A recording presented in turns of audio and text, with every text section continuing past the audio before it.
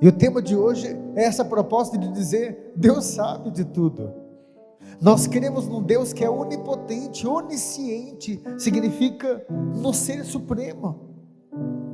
A Bíblia dá uma definição de Deus no Antigo Testamento, em Êxodo, capítulo 3, versículo 14, e lá está escrito que Deus, ao mandar Moisés ir salvar o povo que estava escravizado no Egito, Moisés então pergunta: mas vão me perguntar quem é que me mandou aqui, o que eu vou dizer? E ele diz: eu sou aquele que sou.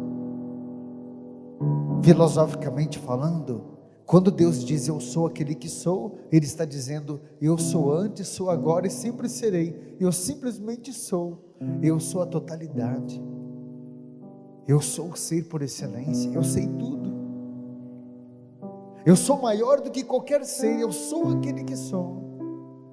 A palavra de Deus em Lucas 12, 7 diz: até o cabelo das nossas cabeças estão contados. É um Deus que sabe de tudo. Os olhos do Senhor estão em toda parte. Provérbios capítulo 15, versículo 3. Ele sabe de tudo. E talvez, filho, você ainda tenha dúvidas sobre isso. Eu gostaria que você pegasse a tua palavra. Eu sei que muitas pessoas estão com a Bíblia Sagrada. Em Lucas capítulo 12, versículo 7, acompanhe lá, porque eu gostaria que você marcasse, para que você refletisse depois sobre isso. Diz a palavra: até os cabelos de vossa cabeça estão todos contados. Não temais, pois mais valor tendes vós do que numerosos pardais. Digo-vos, todo que me conhecer diante dos homens, também o Filho do Homem o reconhecerá diante dos anjos de Deus. Mas quem me negar diante dos homens, será negado diante dos anjos de Deus. Todo aquele que tiver falado contra o Filho do Homem, obterá perdão, mas aquele que tiver blasfemado contra o Espírito Santo, esse não alcançará perdão. Qual que é o pecado contra o Espírito Santo? É você negar totalmente a graça. Sabe aquela pessoa que afirma: eu não acredito em Deus, eu não quero nem saber. Aquela pessoa que abusa do sagrado. Vamos e venhamos, a gente não consegue abusar nem daquilo que a gente não acredita direito. Talvez você possa não acreditar em saravá, mas você não vai ficar chutando um despacho por aí, porque a gente sabe do nosso limite, a gente não sabe o que tem do outro lado. Assim como existe o bem, existe o mal também. E quem dirá abusar de Deus, né, gente? Então a palavra de Deus está dizendo: o único pecado que não tem perdão é você abusar de Deus, é você fechar todas as portas para Deus te ajudar. E até mesmo naqueles momentos que nós não nos entendemos. Isso que é bonito, que eu gostaria que entrasse no teu coração. Aquele que conhece até quantos fios de cabelo nós temos na cabeça, isso é muita coisa. Ele sabe até o motivo daquela angústia que às vezes a gente não sabe por que vem. Você que já passou por um abalo psicológico ou passa por alguma situação assim, você não sabe por que você está sentindo isso. Você não sabe por que você está agindo dessa forma. Tem quantas pessoas que vêm conversar com o padre e diz: padre, eu tenho vontade de morrer. E às vezes a gente vai avaliar a vida da pessoa, mas meu Deus do céu, tem uma família boa, tem trabalho. Essa pessoa não está vivendo num estado de mendigo, nem de mendiga.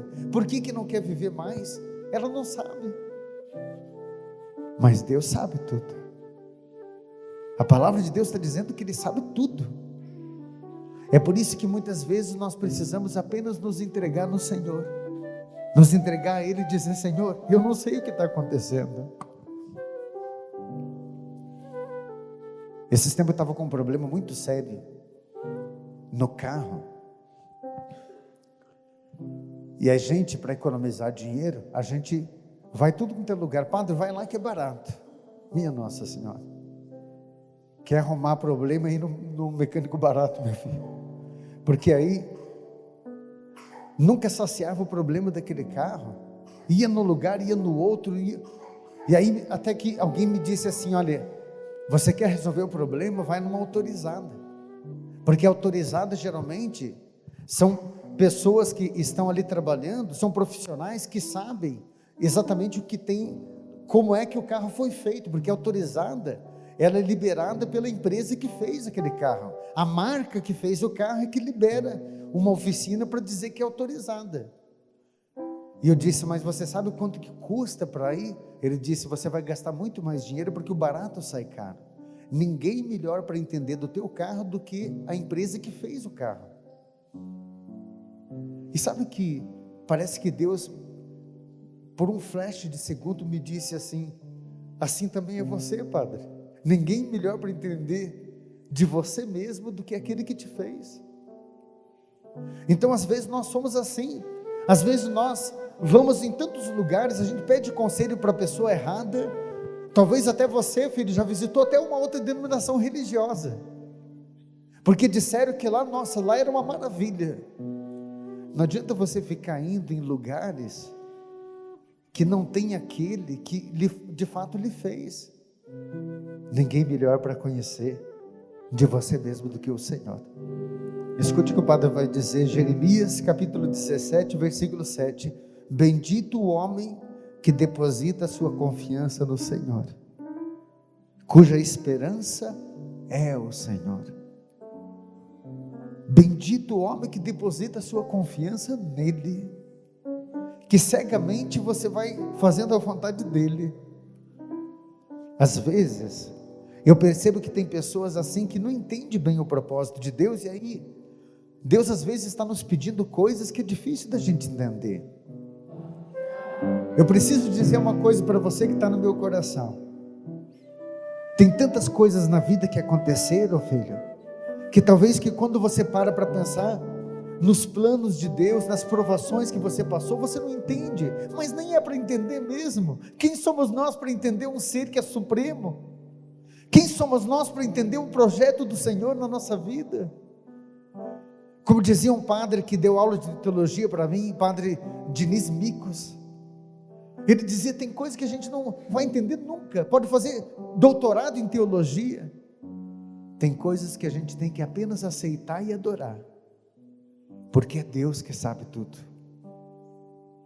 Então Ele vai nos conduzindo para alguns caminhos, hein? Deixa eu dizer uma coisa para você, o dia que você se encontrar com Deus, você vai entender muita coisa, o porquê é que você teve que carregar essa cruz, o porquê é que você teve que passar por algumas provações, carregar essa doença, o porquê é que você teve que chorar assim, de doer, talvez vir para a igreja, você ouvir a palavra de Deus, procurar ser fiel a Deus, mas mesmo assim, olha o sofrimento, dá a impressão que Deus está dizendo, toma essa, toma mais essa, para você aprender, mas que Deus é esse?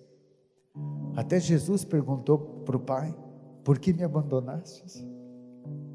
Até Jesus sofreu essa angústia, de dizer, meu Deus, por que me abandonastes?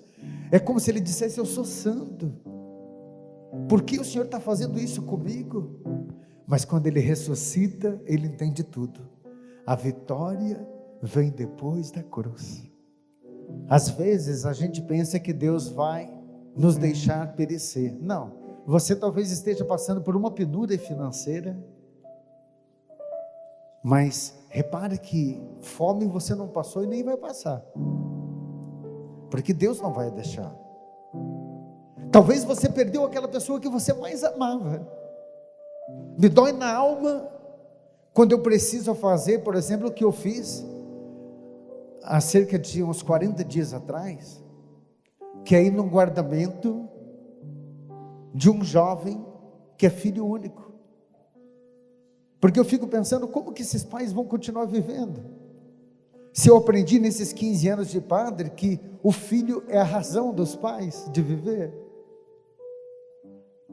mas depois vai passando o tempo, e não precisa de muito tempo, porque eu já estou percebendo isso, que no momento do sofrimento, as pessoas começam a vir mais para Deus, o desespero é tão grande, que tem pessoas que, o sofrimento é como aquele choque, que no hospital eles dão, é como se Deus fizesse assim, ó, tum, porque a pessoa parece que acorda para a vida, Uma vez uma filha dizia: padre, eu não tenho mais sentido para a minha vida, porque eu perdi a minha filha. Que sentido que eu tenho? Eu não tenho mais sentido para esse mundo.